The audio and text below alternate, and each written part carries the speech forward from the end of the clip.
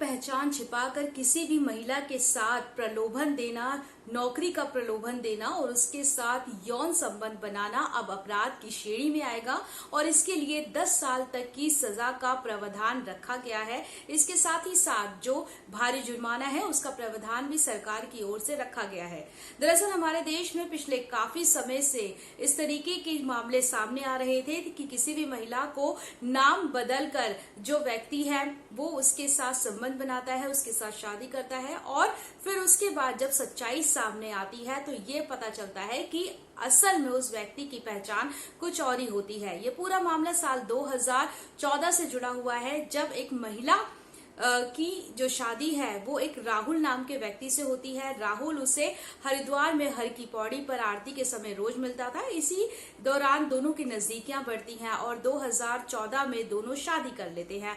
लेकिन 2023 में खुलासा होता है, उस महिला को पता चलता है कि उसके पति का नाम राहुल नहीं असल में अजहर होता है और पूरे समय इतने सालों तक वो उससे पहचान अपनी छुपा के रखता है। जिसके बाद ये पूरा मामला सुर्खियों में आता है, मामला कोर्ट पहुंचता है और इससे जुड़े हुए जो तमाम ऐसे ही जो मामले हैं वो और भी देखने को मिलते हैं। जिसके बाद सरकार की ओर से ये कोशिश होती है कि इस तरीके के मामलों को लेकर एक नए तरीके का जो कानून है वो बनाया जाए और ऐसे में अब सरकार की ओर से एक नया कानून अब लाया जाएगा जिसमें कोई भी व्यक्ति अगर अपनी पहचान छुपाता है या महिला को नौकरी का प्रलोभन देकर उसके साथ संबंध बनाता है तो इसको लेकर उस पर कड़ी कार्रवाई होगी और इसी कड़ी कार्रवाई पर कड़ा जो हर्जाना है वो भी लगेगा। दरअसल हमारे देश में जिस तरीके से आधुनिकता बढ़ती जा रही है, समय के साथ जो एक बदलाव है वो देखने को मिल रहा है।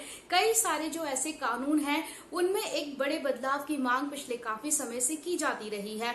चाहे कई जो मामले हैं उनमें भी एक बड़े बदलाव को लेकर, कानून को लेकर बदलाव की कोशिश की मांग जो थी वो की जाती रही थी। जैसे कि मॉब लिंचिंग का मामला है और हनी ट्रैप का मामला है, आतंकवाद से जुड़ी हुई जो कई सारी गतिविधियां हैं, साइबर सेल से जुड़े हुए जो मामले हैं। क्योंकि जिस तरीके से हाईटेक टेक्निक के साथ हम आगे बढ़ते जा रहे हैं, मामलों में भी उस तरीके की जो गति है वो देखने को मिल रही है। ऐसे में नए बदलाव के साथ नए कानून को लेकर जो जरूरत समझी गई थी उसको लेकर ये बड़ा फैसला लिया गया है। लेकिन कहीं ना कहीं ये भी देखने को मिल रहा है कि जिस तरीके से लव जिहाद को लेकर कई मामले सामने आ रहे थे उस पर भी ये जो कानून है ये एक बड़ा काम कर सकता है। क्योंकि पिछले दिनों एक मूवी भी देखने को मिली थी, केरला स्टोरी, उसमें भी हमने देखा कि किस तरीके से लव जिहाद के मामले में लड़कियों को फंसाया जाता है या उनका दुरुपयोग किया जाता है, या कोई भी धर्म हो जिसमें इस तरीके के जो व्यक्ति हैं अपनी गलत मानसिकता को अंजाम देने के लिए दूसरों का शोषण करते हैं।